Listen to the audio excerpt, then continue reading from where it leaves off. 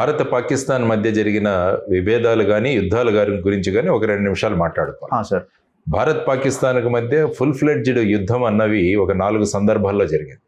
మొదటిది 47 తర్వాత, ఎందుకంటే అప్పుడు అక్టోబర్ 47న వాళ్ళు ఈ ట్రైబల్ రూపంలో వచ్చి అక్కడ కాశ్మీర్లో ప్రాంతాన్ని ఆక్యుపై చేయడానికి ప్రయత్నించారు. అది మొదటి జరిగిన యుద్ధం. ఆ తర్వాత వచ్చేసి 1965వ సంవత్సరంలో పాకిస్తాన్ ఆపరేషన్ జిబ్రాల్టర్ అని స్టార్ట్ చేసింది. అక్కడ ఒక 2 నెలలు జరిగింది. ఆ సందర్భంలో కూడా మళ్ళా ఇంటర్నేషనల్ ఆర్గనైజేషన్స్ వచ్చి భారత్ పాకిస్తాన్ని అడ్డుకున్నాయి.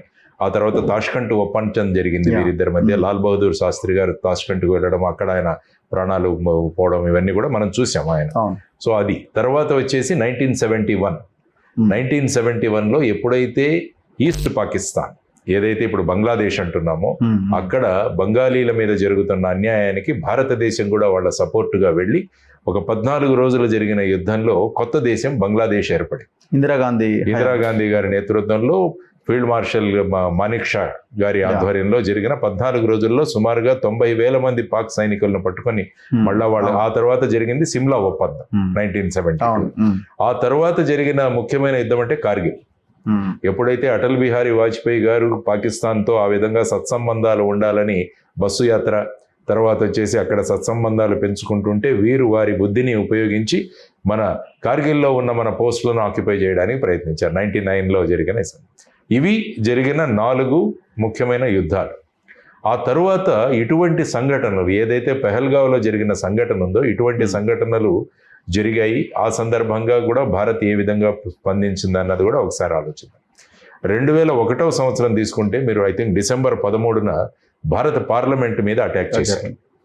ఆ తరువాత ఆపరేషన్ పరాక్రమ్ అని సుమారుగా 10 నెలలు 2 దేశాల మధ్య LOC లైన్ ఆఫ్ కంట్రోల్ దగ్గర అటువైపు పాకిస్తాన్ సైనికులు మోహరించారు, మనవాళ్ళు మోహరించారు. సుమారుగా 10 నెలలు ఈ విధమైన వాతావరణం సంభవించింది.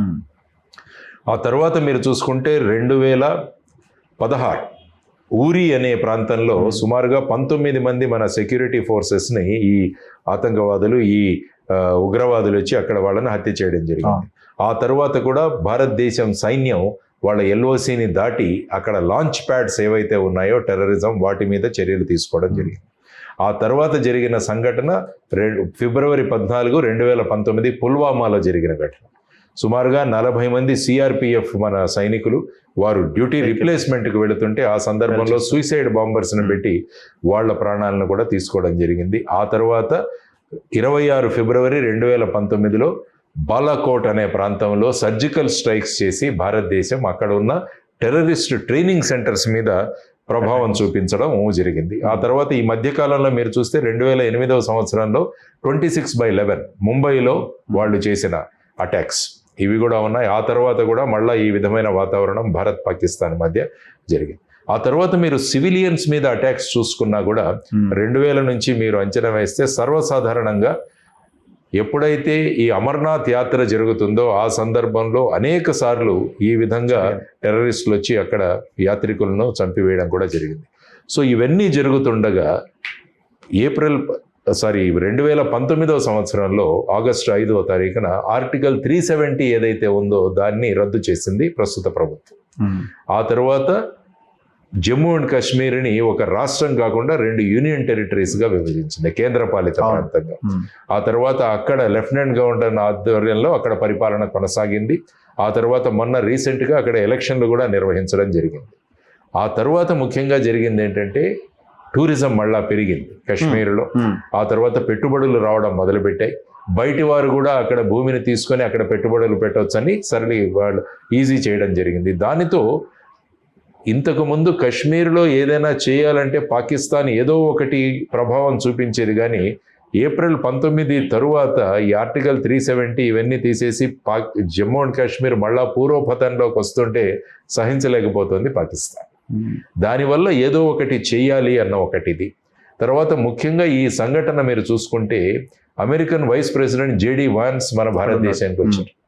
తర్వాత ప్రధాని నరేంద్ర మోడీ గారు సౌదీ అరేబియాలో పర్యటిస్తున్నారు. ఇంతకుముందు ఎలా ఉండేదంటే ఆఫ్ఘనిస్తాన్లో ఈ తాలిబాను వీళ్ళను కంట్రోల్ చేయడానికి అమెరికన్ సైన్యాలు ఉండేవి. అప్పుడు పాకిస్తాన్ను చాలా దగ్గరగా ఉన్న దేశంగా అమెరికా భావించింది. ఎందుకంటే వాళ్ళ ట్రూప్స్ అక్కడ ఉన్నాయి కాబట్టి వీళ్ళ ఆధారం తీసుకుని వాళ్ళు చేశారు. కానీ 2021వ సంవత్సరంలో అమెరికన్ ట్రూప్స్ అక్కడి నుంచి విత్డ్రా అయ్యాయి. ఆ తర్వాత వచ్చేసి 2008లో ఏదైతే ట్విన్ టవర్ బ్లాస్ట్ జరిగిందో దానికి ప్రధానమైన సూత్రధారి ఒసామా బిన్ లాడెన్ కూడా ఫైనల్ గా అక్కడే పాకిస్తాన్లో. కాబట్టి ఈ విధంగా పాకిస్తాన్ అన్నది ఉగ్రవాదాన్ని ప్రోత్సహిస్తుంది అని వారు కాబట్టి క్రమక్రమంగా అమెరికా పాకిస్తాన్ నుంచి దూరం అవడం మొదలు. తను కూడా ఇప్పుడు ఆయన రక్షణ మంత్రి కూడా స్టేట్మెంట్ ఇచ్చాడు కదా, అవును నిజమే, మేము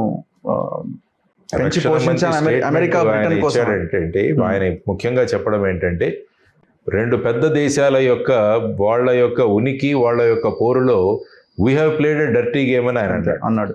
ఇప్పుడు మునీర్ అని ఎవరైతే జనరల్ ఉన్నారో ఆయన కూడా ఇప్పుడు ఇలాంటి చర్యలే చేస్తున్నాడు అని చెప్పి ఓపెన్గా మాట్లాడాడు. సో ఆ విధమైన పరిస్థితుల్లో ఉంది. ఆ తర్వాత చైనా తీసుకుంటే, ఇంతకుముందు చైనా కూడా పాకిస్తాన్కు దగ్గరగా ఉంది. వాళ్ళు ఏంటంటే బెల్ట్ అండ్ రోడ్ ఇనిషియేటివ్ అని ఒకటి మొదలుపెట్టారు. దానిలో అనేక ప్రాజెక్ట్స్ వాళ్ళు పాకిస్తాన్లో కూడా చేస్తున్నారు. కానీ పాకిస్తాన్ యొక్క ఆర్థిక పరిస్థితి ఎంత ఘోరంగా ఉందంటే వాళ్ళు ఏమాత్రం డబ్బులు అందులో వెచ్చించలేకపోతున్నారు. కాబట్టి చైనా ప్రాజెక్ట్స్ అన్ని కూడా అలా నిలిచిపోయాయి. తర్వాత గల్ఫ్ దేశాలు కూడా ఇంతకుముందు సహాయం చేసి లేదు, కానీ క్రమక్రమంగా అవి కూడా దూరం అయిపోయి భారతదేశం అందరికీ దగ్గరైంది. సో ఈ అన్నిటి పరిణామాలు చూసుకొని ఆర్థిక పరిస్థితి చాలా ఘోరమైన పరిస్థితిలో ఉంది పాకిస్తాన్. ఎలాగైతే శ్రీలంకలో చూసామో మనము, ఒక బ్రెడ్ 500 రూపాయలు, ఒక 1 లీటర్ ఆఫ్ మిల్క్ 160 రూపాయలు, ఈ పరిస్థితి పాకిస్తాన్లో ఉంది. ఆ తర్వాత బలూచిస్తాన్ ప్రాంతంలో కూడా అక్కడ రెవల్యూషన్ మొదలైంది పాకిస్తాన్ ఆర్మీకి, పాకిస్తాన్. సో ఇటువంటివన్నీ తీసుకొని మరి మన ఉనికి పోతోందేమో అన్న ఒక భయం పాకిస్తాన్కు పుట్టింది. అందుకనే మొన్న ఏప్రిల్ 15వ తారీఖున జనరల్ మునీర్ మాట్లాడుతూ ఆయన ఏమన్నాడంటే, భారతదేశానికి పాకిస్తాన్కి ఏమాత్రం సారూప్యం లేదు. భారతదేశంలో మతాలు వేరు, మా మతం వేరు. భారతదేశం యొక్క సిద్ధాంతాలు వేరు, మా సిద్ధాంతాలు. భారతదేశ ఆచారాలు వేరు, మా ఆచారాలు వేరు.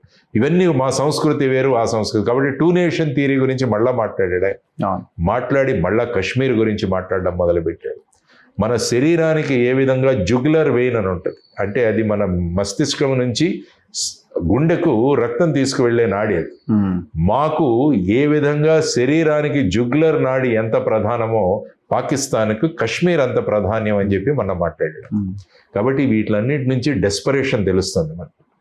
లేకుంటే మా ఉనికి పోయింది, మా గురించి పట్టించుకోకుండా కావలసిన మార్పులు చేస్తున్నారు. సో ఇటువంటి సంభ్రమంలో ఏం చేశారంటే, జనరల్గా ISI అన్న ఒక ఏజెన్సీ ఉంటుంది అక్కడ, ఇంటర్ సర్వీసెస్ ఇంటెలిజెన్స్. దానికి ఇంతకుముందు ఈ జనరల్ మునీర్ అన్న వ్యక్తి దాని చీఫ్, ఆ తర్వాత ఇతను ఆర్మీ చీఫ్ అయ్యాడు. అతని నేతృత్వంలో ఉన్నప్పుడు ISI చాలా ఇటువంటి టెర్రరిస్ట్ అటాక్స్ చేసింది భారతదేశం మీద, మిగతా దేశాలు. కాబట్టి ఆ ISIని మళ్ళా చేతిలో తీసుకొని పాకిస్తాన్ గవర్నమెంట్ యొక్క సపోర్ట్తో ఈ కొత్తగా ఇచ్చిన ది రెసిస్టెన్స్ ఫోరం అన్నది ఒకటి, లష్కర్ ఈ తైబా నుంచి వాళ్ళకి స్ప్లింటర్ గ్రూప్ అంటారు, అనుబంధ సంస్థ ఈరోజు వచ్చి పెహల్గావ్లో ఈ విధంగా అక్కడ టూరిస్టులుగా వెళ్ళిన 26 మంది మీద ఈ విధంగా దాడి చేయడం అనేది చాలా అమానుషమైన చర్య. ఈ విధమైన చర్యను ఖండిస్తూ ప్రపంచ దేశాలు కూడా స్టేట్మెంట్స్ ఇచ్చి, ప్రపంచ దేశాలు పాక్ ఆక్రమిత కాశ్మీర్ పైనే భారతదేశం గురిపెట్టింది అన్నది ఒక చర్చ నడుస్తున్నది. సో దాన్ని మళ్ళీ మనం వెనక్కి తీసుకోవడం పైనే గవర్నమెంట్ దృష్టి పెడుతోందని అనుకోవచ్చా? జనరల్ అవకాశం ఉంటుందా? పాకిస్తాన్ అన్నది వాళ్ళ ఉగ్రవాద చర్యలన్నీ కూడా పాక్ ఆక్యుపైడ్ కాశ్మీర్ లో వాళ్ళ సంస్థలు నడుపుతారు. ఇంతకుముందు బాలాకోట్ కావచ్చు, అక్కడ కూడా మీరు చూశారు. కాబట్టి ఇప్పుడు మెయిన్గా మొన్న ప్రధానమంత్రి గారు మన ఇక్కడి నుంచి కూడా మాట్లాడారు. వారు ఎక్కడి నుంచి, బీహార్ నుంచి మాట్లాడారు. మొన్న వెళ్ళినప్పుడు పంచాయతీ రాజ్ డేకి వెళ్ళారు. అక్కడికి వెళ్ళి ఆయన హిందీలో మాట్లాడుతూ మళ్ళా ఇంగ్లీష్లో కూడా మాట్లాడారు. ఎందుకంటే this is a less message to the entire world. ఆయన ఏమన్నారు స్పష్టంగా, ఎవరైతే ఈ చర్యకు పాల్పడ్డారో వారిపైన, వారి మద్దతుదారులపైన, తర్వాత వారి కుట్రలో భాగస్వాములైన వారందరి మీద కూడా భారతదేశం చర్య తీసుకుంటుంది. భూభాగంలో ఎక్కడ దాక్కున్నా కూడా వాళ్ళను తీసుకుని వాళ్ళ మీద మేము చర్యలు తీసుకుంటామని ఆయన సుస్పష్టంగా తెలియజేశారు. రాజ్నాథ్ సింగ్ గారు కూడా మాట్లాడారు, అమిత్ షా గారు కూడా విజిట్ చేశారు. సో వీటన్నిటి పర్యవసానంలో ఇప్పుడు ఏం చేయాలి అన్నది ముఖ్యంగా జరుగుతుంది. ఇక సోషల్ మీడియాలో రకరకాల యుద్ధం జరగాలి, మనం యుద్ధం చేయాలి, ఇవన్నీ కూడా మాట్లాడుతున్నారు. సో ఆ విధమైన పరిస్థితులలో సమర్థమైన నేతృత్వం భారతదేశానికి ఉంది. ప్రధానమంత్రి మోడీ గారి నేతృత్వంలో ఆ తర్వాత విశేషమైన అనుభవం ఉన్న జయశంకర్ గారు మన విదేశాంగ మంత్రి. ఆయన ఇంతకుముందు ఫారిన్ సెక్రటరీ కూడా ఐఎఫ్ఎస్లో ఉండేవారు. తరువాత పాకిస్తాన్ చర్యలలో అత్యంత నైపుణ్యం కలిగిన అజిత్ డోవల్ గారు మన నేషనల్ సెక్యూరిటీ అడ్వైజర్. కాబట్టి వీరు ముగ్గురు, రాజ్నాథ్ సింగ్ గారు, వీరందరూ ఒక సమర్థవంతమైన నాయకత్వం. ఆ తర్వాత ప్రతిపక్షాలు కూడా గవర్నమెంట్ ఏం చేస్తే మేము వారికి టోటల్గా సపోర్ట్ చేస్తామని వారు కూడా చెప్పడం జరిగింది. సో ఈ అన్నిటి వాటిలలో now let us leave it to their discussion. Yeah,